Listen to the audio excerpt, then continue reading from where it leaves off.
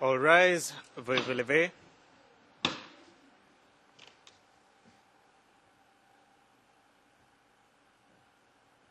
The International Criminal Court is now in session.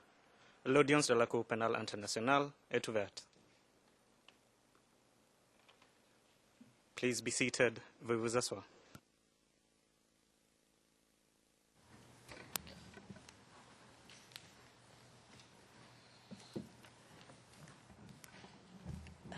L'audience est ouverte. Monsieur le greffier de l'audience a appelé l'affaire, s'il vous plaît. Oui, Madame le Président. Situation en Côte d'Ivoire dans l'affaire Les Procureurs contre Laurent Gbagbo. Référence de l'affaire ICC 02 11 01 11. Je vous remercie. Est-ce qu'il y a des changements dans leurs équipes? Ce n'est pas la peine de faire le tour, seulement s'il y a des changements. Maître Altit. Merci Madame le Président. Permettez-moi de vous présenter, à côté de Maître Barouan et Maître Fovo-Ivanovic, que vous connaissez déjà, notre stagiaire, Milan Traoui.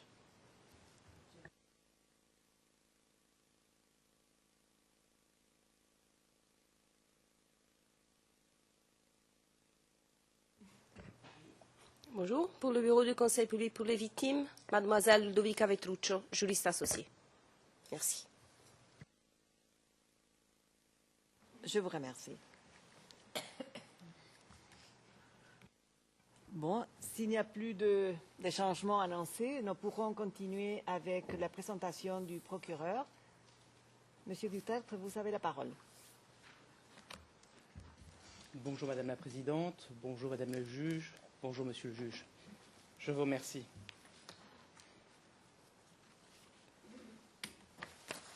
Je poursuis cet après-midi ma présentation sur le plan commun, c'est-à-dire la politique visant à maintenir Laurent Gbagbo au pouvoir par tout moyen, notamment au travers d'attaques contre les civils.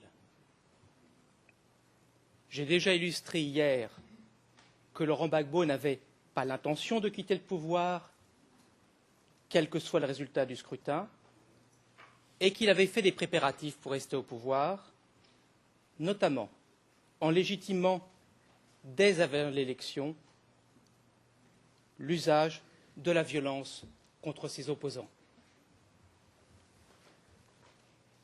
J'ai aussi montré qu'il avait fait le choix de la violence dès décembre 2010 et en ait voulu notamment pour preuve ses ordres d'impliquer l'armée contre les manifestants,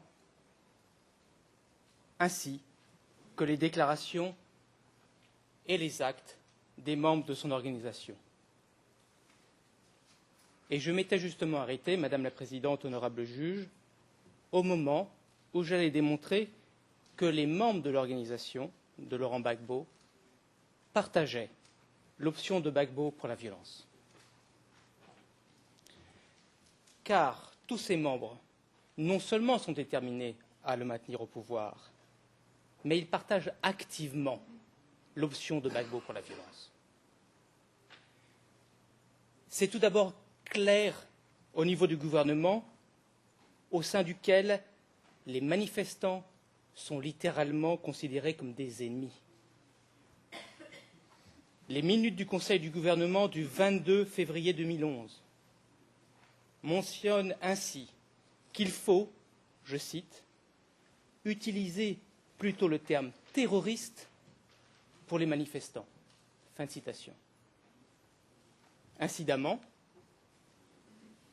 on constate que ces minutes attestent bien du fait que ce sont les forces de sécurité, l'armée donc, qui étaient utilisées pour empêcher les regroupements. IRN 0025-0082. Autre exemple. Lors du Conseil du gouvernement du 29 mars 2011, le ministre de la Communication recommande, je cite, des actions de terreur en réplique. Fin de citation. IRN 0025-0127. ce qui n'empêche pas les dénégations publiques. Le Conseil du gouvernement du 8 mars 2011 qualifie ainsi l'incident de la marche des femmes de pur montage. On y reviendra. Au-delà du gouvernement, l'option violente est également partagée par les leaders de la galaxie patriotique. Ainsi, après le second tour, Charles Blé Goudet apparaît à la RTI et demande aux gens de surveiller leurs voisins pour voir s'il y a des rebelles. Le témoin P109 décrypte, et je cite, « J'ai compris qu'il demandait à ces gens de se méfier de nous. Même s'il n'a pas mentionné les nordistes, je me dis que quand Blé Goudet parlait des rebelles à Yopougon, c'était comme une manière d'encourager à faire du mal aux civils. » Voir paragraphes 59 et 61 notamment. Et ce n'est pas une interprétation gratuite. Quand Blé Goudet parle, il s'ensuit un surcroît de violence. Et je me réfère aux incidents des 26 et 27 février à Yopougon et du 1er mars à Abidjan, déjà évoqués dans ma première présentation, et également au document 0002-647.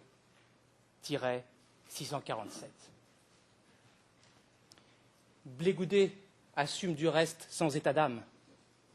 Il dit en mars 2011, je cite, « Dans une révolution, il y a toujours des effets collatéraux. » Fin de citation. Voir l'IRN 0019-0128. Ça, c'est pour le langage public, plus ou moins codé. Car dans les coulisses, les ordres de Blé Goudet sont plus explicites.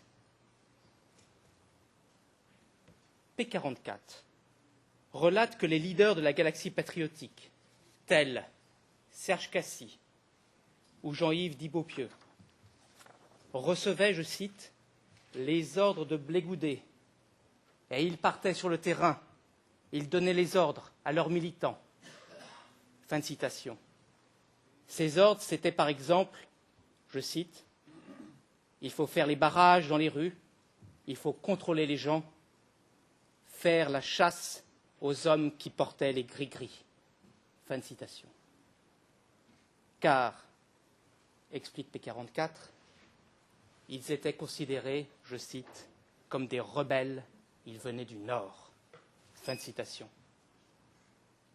P44 ajoute, il fallait, je cite, tuer tous ceux qui portaient les gris-gris. Et c'est ce que les gens faisaient, les gens les attrapaient pour les brûler, pour les tuer. Fin de citation. Voir aussi, en dehors de P44, la vidéo 0003-0668, où un membre de la FESCI reconnaît « À la FESCI, on a tué, on a tué ». L'adhésion à la politique de violence de Gbagbo est non seulement avérée au sein du gouvernement et de la galaxie patriotique, mais encore elle est avérée chez ses proches. Ainsi, Simone Gbagbo incite publiquement à la violence contre les partisans réels ou supposés de Ouattara. Dans son discours du 15 janvier 2011, elle dit, je cite, « Chaque fois qu'on les prend, c'est les gris-gris, c'est les fétiches qu'on trouve. Est-ce que toi, dans l'autre camp, tu peux t'allier à des défenseurs des rebelles ?» Fin de citation. Simone Gbagbo reprend ici l'amalgame, Madame la Présidente, honorable juge, entre ceux qui ont des fétiches, les gens du Nord, réputés pro-Ouattara, et les rebelles. Elle ajoute alors que les Ivoiriens doivent relever tous les défis. Et elle précise, je cite, « Quand je dis relever tous les défis, je dis récupérer la totalité du territoire ivoirien, c'est notre travail à nous tous. Je dis nettoyer nos forêts, je dis nettoyer nos champs, récupérer nos champs. » IRN 0019-0018. Honorable juge, les expressions nettoyer nos forêts et nettoyer nos champs sont des appels à éliminer les partisans de Ouattara. Et bien plus, dans les coulisses, Simone Gbagbo attise et orchestre la violence. Lors d'une réunion du Congrès national de la résistance pour la démocratie, CNRD, fin 2010, elle écrit dans son agenda, je cite, « Incitation à une réplique par les FDS à armes réelles ». Fin de citation. IRN 0018-0810, page 0832. Cette annotation est importante, vu son objet, naturellement, et sa date. On est au tout début de la crise. Et une précision, on sait que cet agenda est celui de Simone Gbagbo, car il a été trouvé à la résidence présidentielle dans sa chambre à coucher, et car l'écriture est la même que sur des documents qui lui sont attribuables, comme la pièce 0018-0895. Autre exemple d'adhésion de Simone Gbagbo à l'option violente de son mari. En mars 2011, Simone Gbagbo convoque une réunion. La décision est alors prise, avec elle, de brûler les maisons des membres du RHDP. Une liste de noms est donnée. Je ne cite pas la source en audience publique, elle figure dans mon document. S'agissant de cette pratique d'incendie, toutefois, voir également le témoin P48 au paragraphe 34 à 35.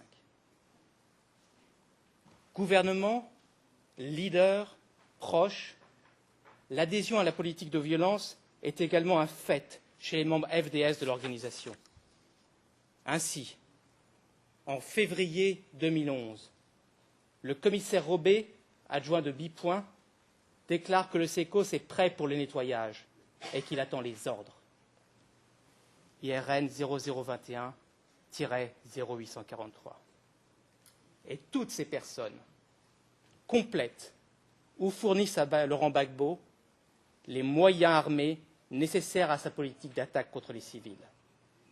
Permettez-moi, Madame la Présidente, honorable juge, d'être plus rapide sur ce point. Premièrement, via le ministre de la Défense Mangou et le chef d'état-major, par exemple, le ministre de la Défense Dogou et le chef d'état-major Mangou, Gbagbo a le contrôle effectif des FDS, dont il est du reste constitutionnellement le chef suprême, voire notamment P09. Deuxièmement, via Blé-Goudé et les FDS, Gbagbo contrôle les jeunes patriotes, voire, entre autres, P164, paragraphes 72 à 82, relativement au contingent Blé-Goudé.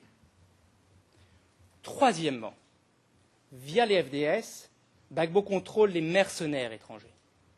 Exemple, il y avait des mercenaires sous l'autorité du colonel Abou Gado au camp Adban d'Adjamé, voire P49, paragraphes 47-48. Et quatrièmement, Simone Gbagbo concourt au contrôle de Laurent Gbagbo sur les hommes politiques et les leaders, notamment via le CNRD, voire entre autres P69. Et tout fonctionne avec synergie. P44 nous dit, je cite, « Il y avait des réunions de crise qui étaient créées par Blé, les réunions qui étaient créées par la Première Dame, les réunions qui étaient créées par le Président lui-même. Il y avait des réunions tout le temps. » Fin de citation. Et les moyens suivent. Entraînement, mise à disposition d'argent et fourniture d'armes par Blé-Goudé et par Simone Gbagbo en provenance du palais présidentiel, voire notamment P46. J'en viens maintenant, Madame la Présidente, honorable juge, à ma dernière partie. Gbagbo, Laurent Gbagbo, est l'ultime responsable de la politique de violence contre les civils. D'abord, Gbagbo est informé de tout. Première source d'information, Laurent Gbagbo assiste au Conseil des ministres, comme le 16 décembre 2010, jour de la manifestation à la RTI, ou les 6 janvier et 10 mars 2011. Surtout, Gbagbo est informé par les FDS. Le chef d'état-major Mangou avait des contacts quotidiens avec Laurent Gbagbo et lui rendait compte de tous les faits. C'est important car Mangou était lui-même informé en temps réel de tout ce qui se passait et car Mangou avait des réunions journalières avec les autres généraux, voire notamment le témoin Pédis. À ces contacts quotidiens s'ajoutent les réunions convoquées par Gbagbo. Mangou donnait alors le détail des opérations, cartes et présentations PowerPoint à l'appui, voire à nouveau Pédis. Et puis, le général Casseraté et l'amiral Fossigno rendaient eux aussi compte à Gbagbo, comme le relate P46. Également, au-delà du gouvernement et des FDS, Gbagbo reçoit de l'information via son épouse ou via la galaxie patriotique. Ainsi, Blé Goudet était souvent à la présidence, voire P46. Au total, comme le dit Pédis, Gbagbo savait ce qui se passait, voire l'IRN 0016-0084, ligne 84 à 95. Mais non seulement Gbagbo est informé de tout, mais c'est lui le décideur. Premièrement, Gbagbo décide en ce qui concerne le gouvernement. J'aimerais juste à ce point-là une très très rapide audience à huis clos partiel, Madame la Présidente, pour ne pas révéler l'identité d'une personne. Oui, je vous demande, le greffier d'audience, de passer en session à huis clos partiel, s'il vous plaît.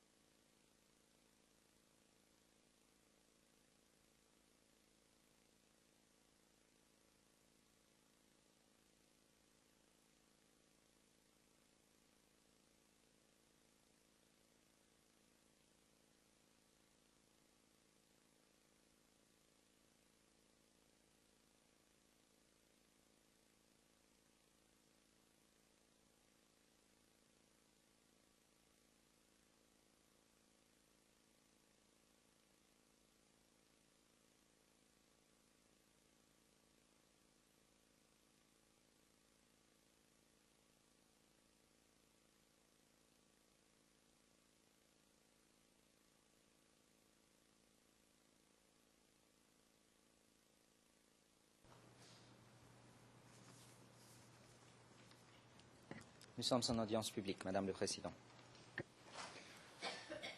Au-delà du gouvernement, l'armée. S'agissant des FDS, donc l'armée et la police, là encore Gbagbo est le décideur. Pédis précise, Mangou n'est pas chef. Il reçoit, je cite, des instructions du ministre de la Défense et du Président. Ce sont les deux autorités qui peuvent donner les instructions. Il n'y a pas d'autre. Fin de citation. P9 confirme que c'est Gbagbo qui donne les instructions à l'armée. Étant précisé que l'intervention de l'armée en milieu urbain est effectivement du ressort du chef de l'État, comme l'indique P46. Pour rappel, c'est Laurent Gbagbo et ses ministres qui ont donné les instructions à Mangou pour la manifestation de la RTI du 16 décembre 2010, avec les conséquences qu'on connaît. C'est encore Gbagbo qui, fin février, début mars 2011, dit qu'il ne veut pas perdre à Bobo et demande de tenir à Bobo. Car comme le souligne Pédis, à Bobo, c'est Abidjan. C'est justement à Bobo qu'on a deux de nos incidents en mars 2011. Et non seulement Laurent Gbagbo donne des instructions aux officiers généraux, mais encore il contrôle directement certaines unités FDS qui sont au cœur des violences. Premièrement, Gbagbo contrôle la garde républicaine. Dogbo Blé, chef de la garde républicaine et commandant militaire du palais, répond directement à Gbagbo, voire P9. C'est Dogbo Blé à qui la haut-commissaire aux droits de l'homme adresse une mise en garde le 3 décembre 2010 pour des exactions imputées à la garde républicaine. Doc Boblé était justement présent lors de la réunion avec Gbagbo fin février, début mars, que je viens d'évoquer. Et on verra que la garde républicaine sera impliquée dans l'incident du 3 mars 2011, tout comme elle l'était dans la répression de la manifestation sur la RTI. Deuxièmement, en plus de la garde républicaine, Gbagbo contrôle le SECOS. Bipoint, commandant du SECOS, traite directement avec Gbagbo. Voir P9 et le rapport 0018-0104. Le commissaire Robé, adjoint de Bipoint au SECOS, et dont on a déjà parlé, est lui aussi très proche de Gbagbo, comme le dit P46. Et on verra que le SECOS est présent sur l'incident de la RTI, comme il était présent sur l'attaque de nombreux civils. Troisièmement, Gbagbo est également en contact direct avec d'autres commandants sur le terrain. Abei, chef du groupe Escadron Blindé, est présent lors d'une réunion le 3 décembre 2010 avec Gbagbo. C'est un proche de Gbagbo. Voir P49, paragraphes 8 et 14. De même, Gbagbo est la seule personne à pouvoir donner des ordres à Dadi, chef du bataillon d'artillerie installé au camp commando durant la crise. Voir P239, paragraphes 12 et 14. C'est précisément, Madame la Présidente, honorable juge, du camp commando que viendra le bombardement du marché d'Abobo le 17 mars 2011. Et Gbagbo fait même du management au sein des FDS. Le 18 janvier 2011, il ordonne de démettre le directeur des unités d'intervention de la police. Je ne cite pas ma source, elle est dans mon texte. Du côté des leaders et des jeunes patriotes, la situation est similaire à ce qu'elle est pour le gouvernement et les FDS. Gbagbo est là aussi aux commandes. Selon P11, Blé Goudé ne peut tenir un meeting sans avoir informé Gbagbo. C'est corroboré par P44. P44 déclare que, je cite, « tout ce que Blé Goudé faisait, là, c'est le président qui lui disait ». Blé Goudé ne pouvait parler à la RTI sans l'accord de Gbagbo. Blé Goudé ne pouvait pas non plus, je cite, « demander à la jeunesse de faire les parades sur toutes les rues d'Abidjan et de faire des contrôles et faire chasse de l'homme ». Fin de citation. S'il n'a pas eu d'instruction de Gbagbo. Même situation s'agissant des mercenaires, comme le prouve le courriel 0021-1290 de décembre 2010, et même chose enfin du côté des proches. Par exemple, selon P11, Simone ne peut tenir un meeting sans informer Laurent Gbagbo. Et lorsque Simone Gbagbo donnait des instructions, P44 dit, je cite, « c'est forcé que la dame va avertir son mari, c'est forcé, il est au courant ». Fin de citation. P69 va dans le même sens. J'en viens à ma conclusion, Madame la Présidente, honorable juge.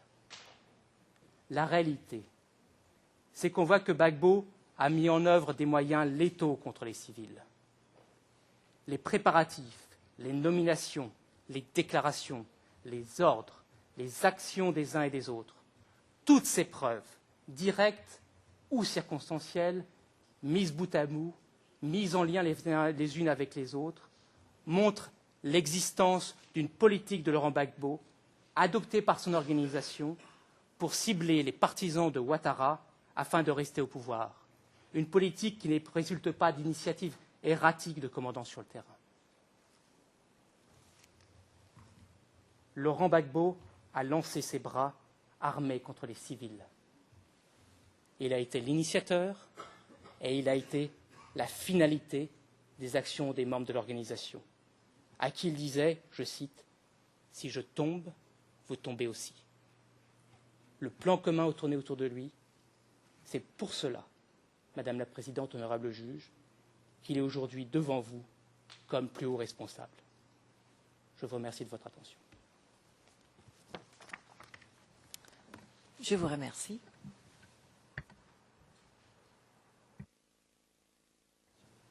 Oui, nous pourrons soumettre donc, les documents que nous avons évoqués sur des DVD à la fin de l'audience. Et je vous solliciterai maintenant pour la prochaine présentation que le greffier d'audience puisse donner accès au procureur pour diffuser sur tous les écrans. Et mon collègue Eric MacDonald va faire donc la prochaine présentation.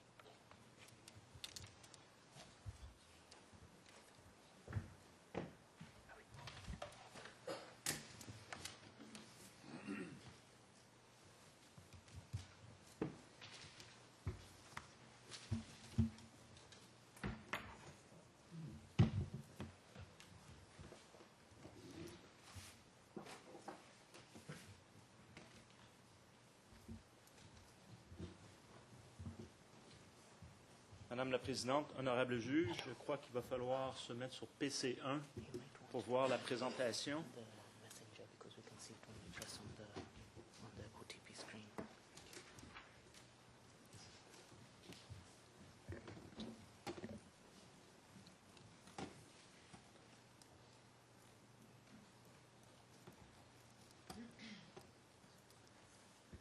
Vu l'heure, je ne suis pas certain si je vais être capable de compléter ma présentation.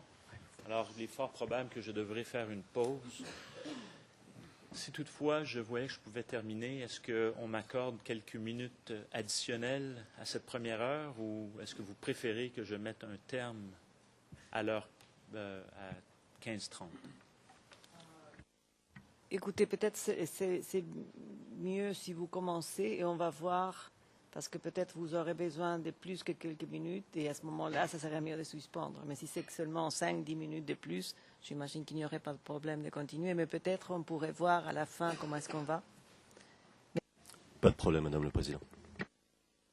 Merci. Je vous remercie. Très bien, alors débutons.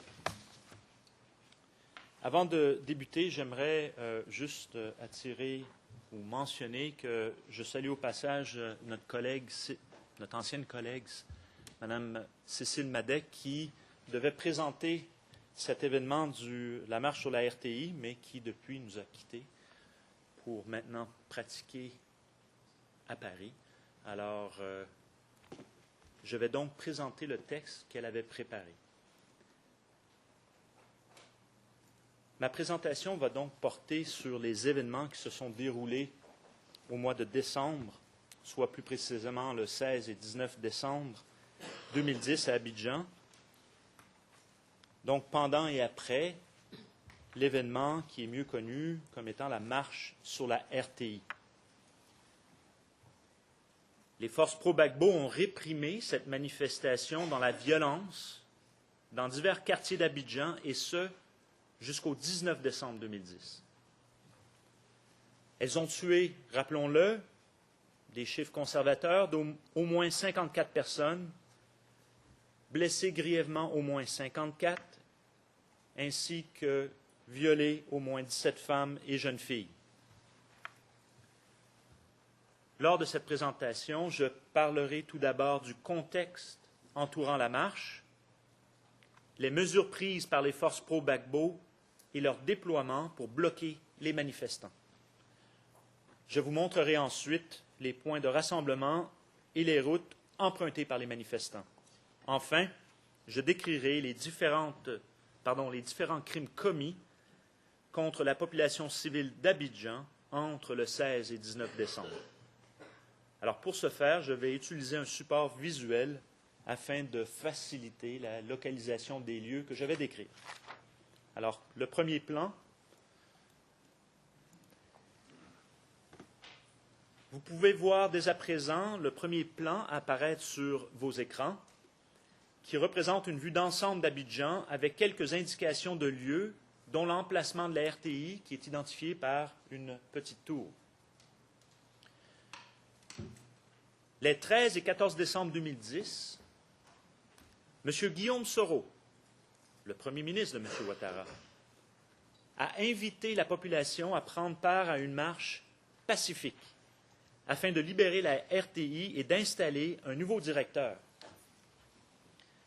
Le témoin P117 rapporte que M. Soro a déclaré, et je cite, « Nous allons procéder à une marche pacifique. Nous ne serons pas armés.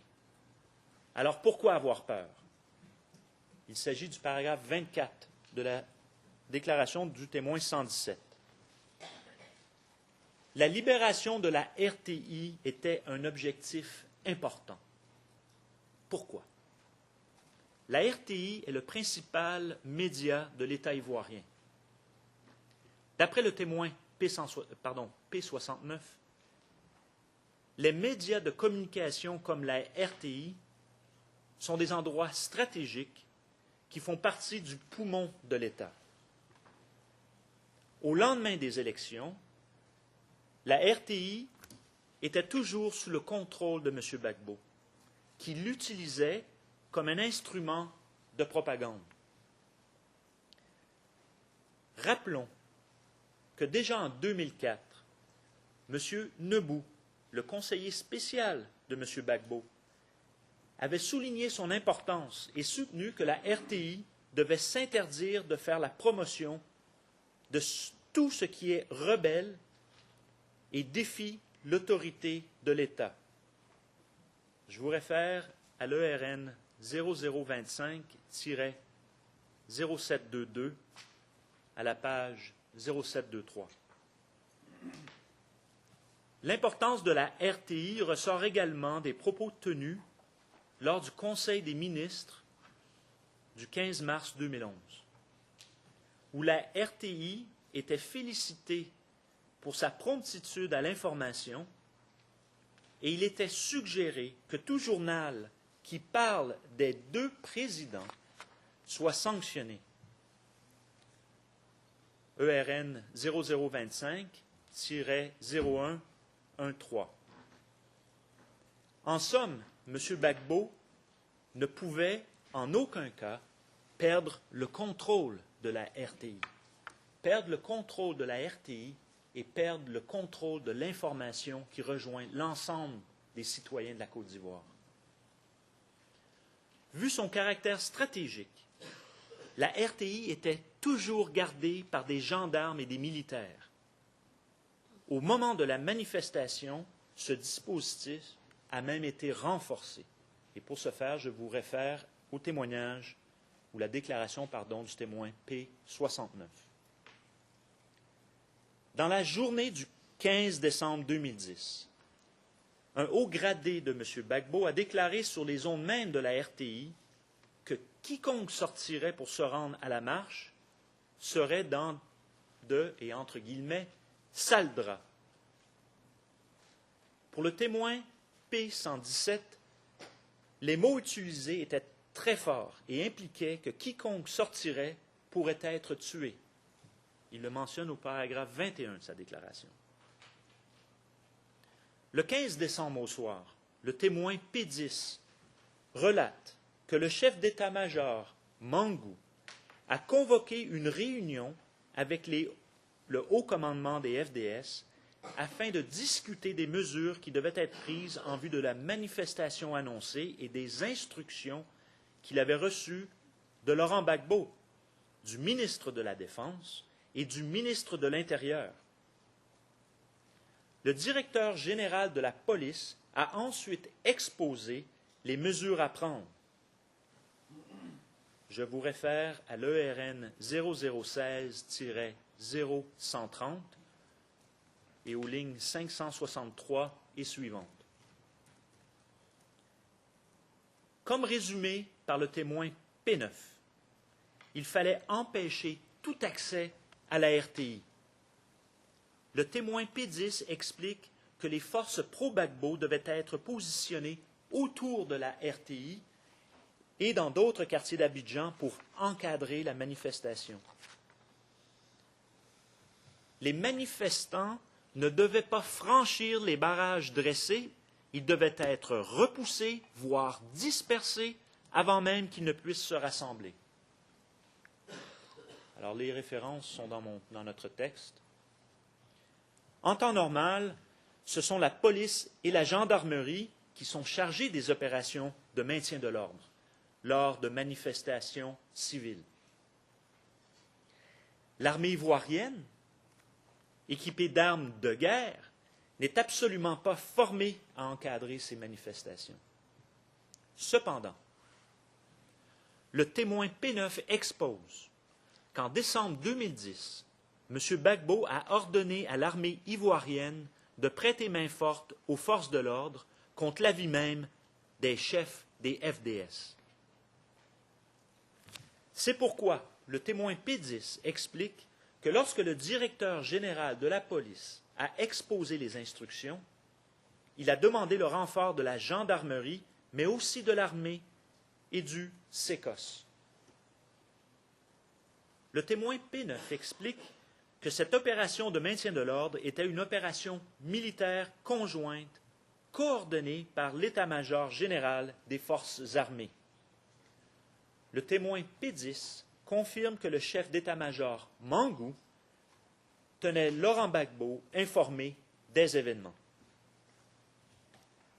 Le 16 décembre 2010, les forces pro-Gbagbo, conformément aux instructions, ont encerclé le périmètre immédiat de la RTI en se positionnant aux principaux carrefours qui y mènent.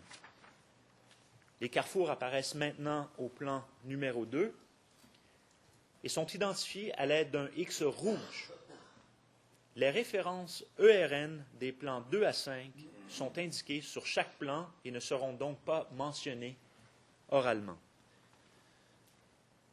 Notez le carrefour du boulevard de l'Université, le carrefour de la Vie, le carrefour Duncan, le carrefour de la Cité des Arts, le carrefour Mermoz, le carrefour Saint-Jean, le carrefour Soguefia. Dans d'autres endroits stratégiques à Cocody, tels que le carrefour de la rue Le Pic, où se trouve le siège du Rassemblement des Républicains, soit le RDR, était également contrôlé par les forces pro-Gbagbo. Dans d'autres quartiers d'Abidjan, comme à Abobo, et maintenant je vous renvoie au plan numéro 3, les témoins ont rapporté que les forces pro-Gbagbo avaient encerclé le rond-point d'Abobo, qui était positionné aux 4 coins d'Abobo-Gare, ainsi que dans les sous-quartiers de Samaké et d'Okwi. Le plan numéro 4. À Adjamé, les forces pro-Gbagbo étaient déployées en nombre. Des groupes ont été signalés vers la compagnie ivoirienne d'électricité, le carrefour Makassi, à Williamsville, au niveau du carrefour du Zoo, du carrefour du camp Agban, du carrefour Kobenan, ainsi que de la mairie d'Adjamé. J'y reviendrai à la mairie d'Adjamé à la fin de ma présentation. Comme le montre à présent le plan numéro 5, les forces pro-Gbagbo étaient également présentes devant le siège de l'ONUCI à Atekoubé et au niveau du pont d'Andokoy à Yopougon. Madame la Présidente, honorable juge, vous avez maintenant le plan 1 à 5 regroupé. Ces éléments démontrent l'ampleur du dispositif déployé par les forces pro-Gbagbo alors qu'elles étaient informées qu'il s'agirait d'une manifestation civile pacifique.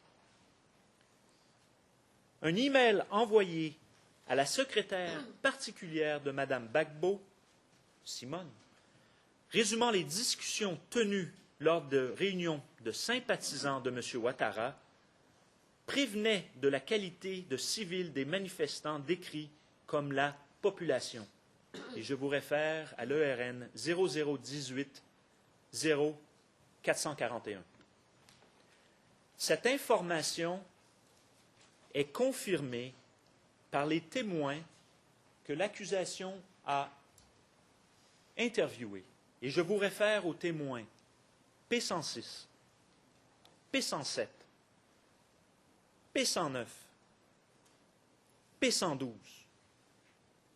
P117, P172, P184, qui tous décrivent les participants à la manifestation comme des gens de tout âge, incluant des femmes, des enfants et des personnes âgées. Et ils déclarent qu'ils n'ont pas vu de manifestants armés. pour revenir sur la déclaration liminaire de Maître Altit, l'ensemble de ces témoins, je vous soumets que nous sommes loin d'une simple revue de presse pour répondre, donc, ou soutenir les charges qui pèsent contre M. Gbagbo. Le témoin 106 raconte qu'au départ de chaque groupe, des hommes âgés fouillaient les marcheurs pour s'assurer qu'il n'y avait pas d'armes. Paragraphe 29 de sa déclaration. De même, le témoin P9 reconnaît qu'il n'a pas eu connaissance de manifestants armés. M. Ouattara ne voulait pas tomber dans le piège des confrontations violentes, selon le document 0025-0138 à la page 0139. Le matin du 16 décembre 2010, les manifestants s'étaient rassemblés en grand nombre dans les quartiers d'Adjamé, d'Abobo, de Yopougon, tous à la gauche de votre écran, avant de se diriger vers la RTI. Je vous invite maintenant à visualiser le plan suivant, soit le plan numéro 6. À défaut de pouvoir se rassembler à la gare d'Abobo, qui était cernée par des policiers, de nombreux manifestants ont dû se rassembler à d'autres points, comme le témoin P117 qui s'est rendu au niveau du quartier d'Abobo-Kennedy le mentionne au paragraphe 35 de sa déclaration. Le témoin 172 relate qu'ils se sont retrouvés au niveau de Banco et le témoin 184 au niveau du rond-point de Sans-Manqué. Le témoin P106 raconte qu'ils se sont rassemblés au niveau de la pharmacie d'Okwi. Et vous avez cela au paragraphe 28 de sa déclaration. Dans le quartier d'Adjamé, le témoin 107 explique qu'ils sont partis du quartier de la Liberté en direction de la RTI. À Cocody, ils ont retrouvé d'autres groupes au siège du RDR, rue Le Pic. Ils étaient déjà plus de 200 personnes avant d'arriver au point de rencontre. Dans le quartier Yopougon, le témoin 109 a quant à lui rejoint un groupe en provenance de Port-Bouet 2.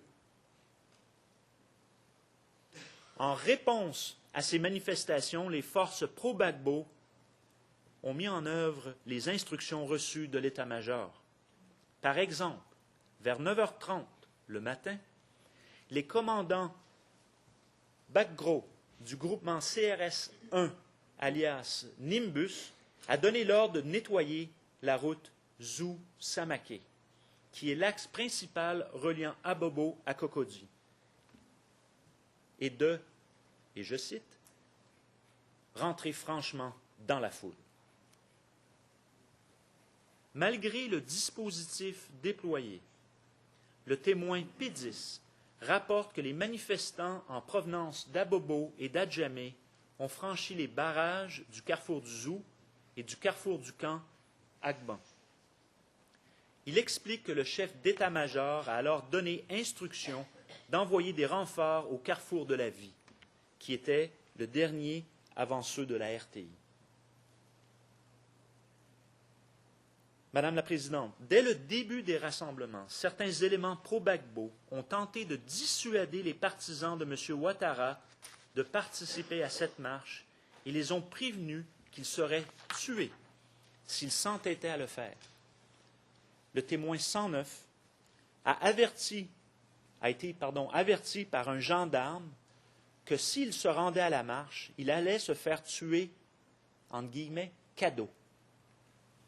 Pour rien.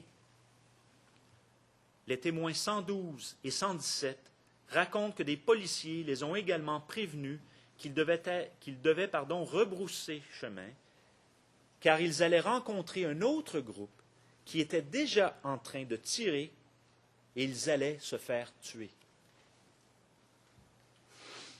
L'intention de l'opération conduite par les forces pro-Gbagbo est démontrée par les moyens utilisés pour empêcher l'accès à la RTI, qui allait bien au-delà des moyens conventionnels de maintien de l'ordre. les forces pro-Gbagbo étaient prêtes à ouvrir le feu sur les manifestants.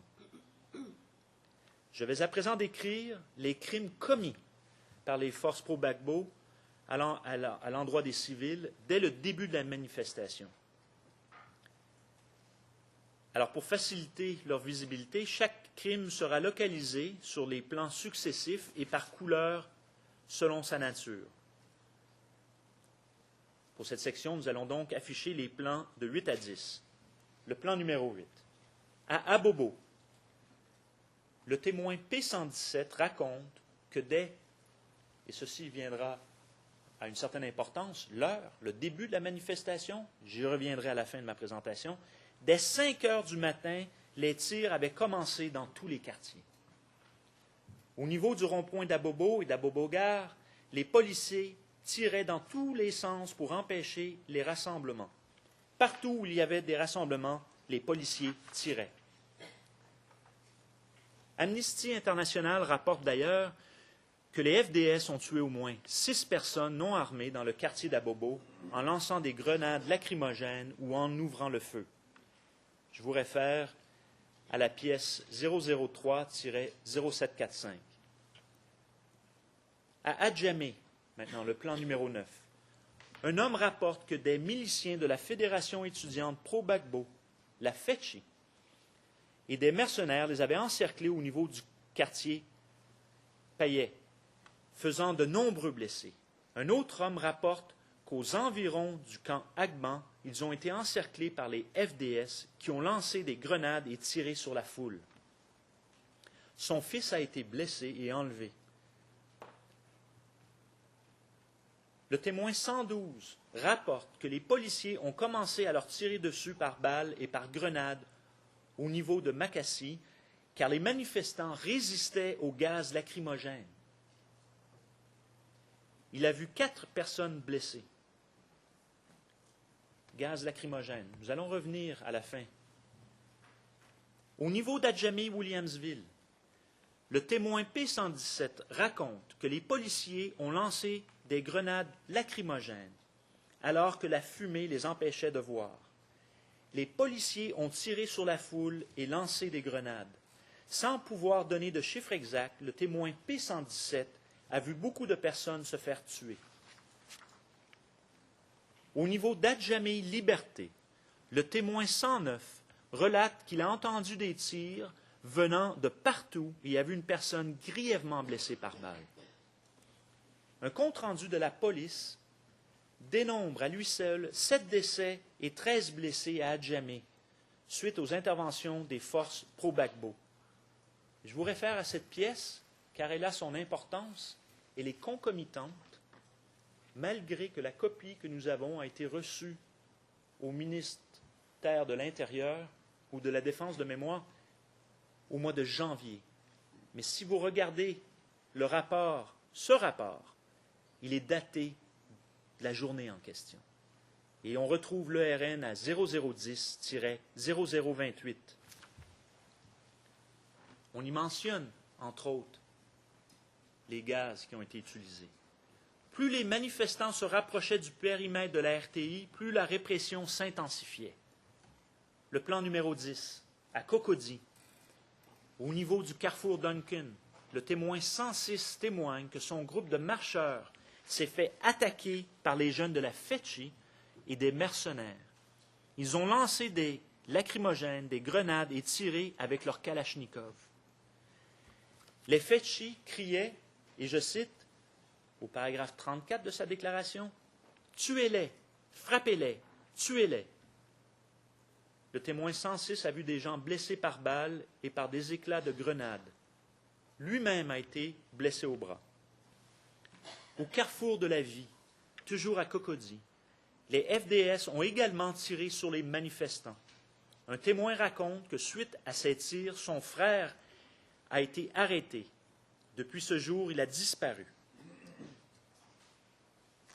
Je vous réfère à l'affidavit que l'on retrouve à l'ERN 007-0231, le premier affidavit. Au grand carrefour avant la RTI, Les FDS ont d'abord tiré en l'air pour disperser la foule et lancer des lacrymogènes. Ils ont ensuite ouvert le feu avec leurs kalachnikovs et tiré des roquettes. Malgré la fumée, le témoin P107 raconte qu'il a pu voir beaucoup de morts et que lui-même a reçu une balle au genou. Au niveau du carrefour Saint-Jean, un homme déclare que les éléments sécos et des militaires ont lancé des grenades lacrymogènes et leur ont tiré dessus. Son cousin qui l'accompagnait a été criblé de balles. Voir le paragraphe 6 de l'affidavit compilant les déclarations des témoins de l'incident que l'on retrouve à l'ERN 0007-0235. Près de la RTI, le témoin 109 raconte avoir entendu d'un ami que la garde républicaine leur avait tiré dessus et que des gendarmes les poursuivaient. Il y avait des morts et des blessés.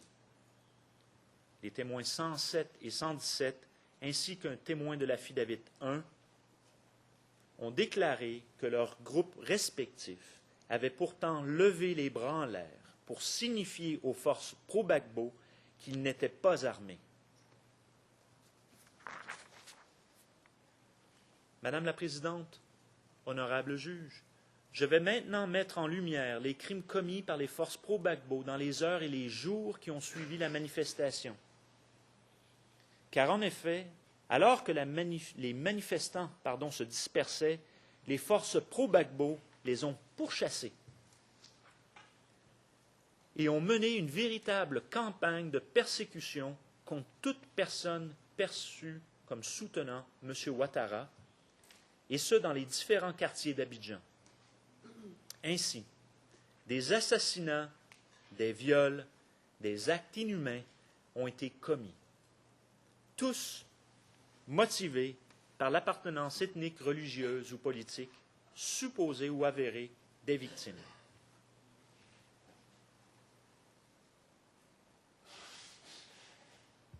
À Cocody, alors que les personnes fuyaient le grand carrefour avant d'arriver à la RTI, le témoin 107 raconte qu'il a vu des groupes FDS arriver d'autres carrefours avec des véhicules armés. Il y avait également des FDS en haut des immeubles munis de fusils snipers qui tiraient sur eux. Le témoin 107 explique qu'il s'est ensuite dirigé vers la résidence universitaire, où il a vu des jeunes du Fetchi qui tiraient des étages de la résidence. Alors qu'il courait, il a reçu une balle au genou. Une fois caché dans les herbes, le témoin a vu des FDS arriver dans 3 4x4 du Sécos, ainsi que des mercenaires. Ils étaient là pour les tuer, les blesser.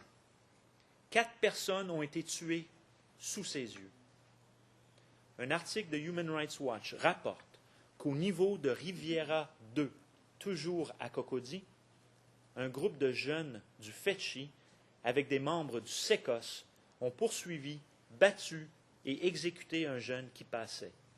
Je vous réfère à l'ERN 0002-0166 pour ce qui est du rapport. Au niveau d'Adjamé, Liberté, le témoin P109 raconte qu'il a vu des gendarmes qui arrêtaient des gens pour les mettre dans des véhicules, des cargos.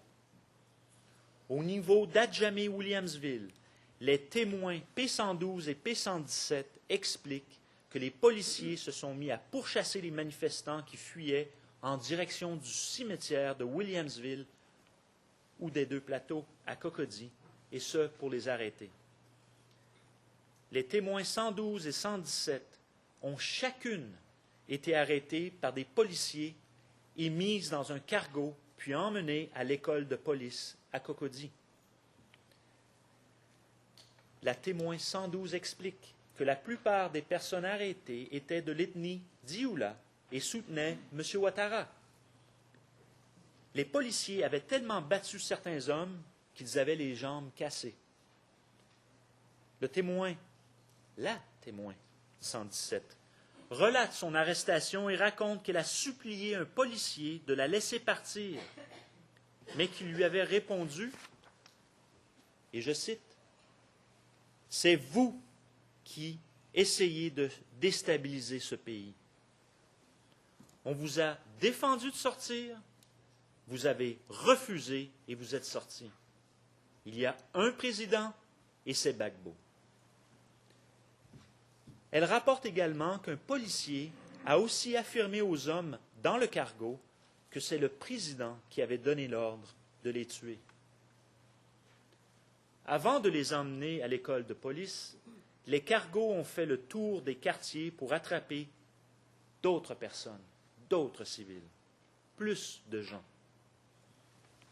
Je vous invite maintenant à observer le plan numéro 12 qui s'affiche sur vos écrans. Une fois arrivé à l'école de police à Cocody, toujours le 16 décembre 2010, le témoin P112 raconte que les policiers les injuriaient et disaient « Nous allons tous vous tuer. Tous les Dioula. C'est vous qui êtes sortis pour aller marcher à la RTI. » À l'école de police, le témoin 117 explique qu'elle a vu des personnes se faire frapper à coups de pied ou à coups de crosse de fusil lorsqu'elles refusaient d'obéir aux ordres. Les témoins 112 et 117 témoignent toutes deux qu'elles ont été brutalisées et violées par des policiers. Et s'agissant de P117, à plusieurs reprises. P112 raconte également qu'une mère et sa jeune fille pleuraient.